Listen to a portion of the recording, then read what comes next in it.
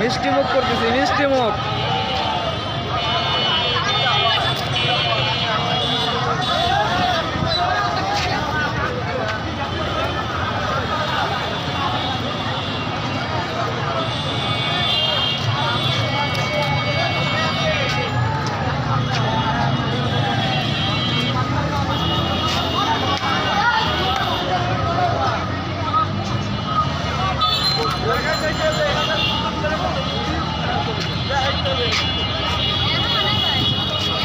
এই ফিলিংসটা আসলে ভোলার মতো না, এই ফিলিংসটা আসলে অনেক মানে অনেক কিছুর বিনিময়ে হয়েছে।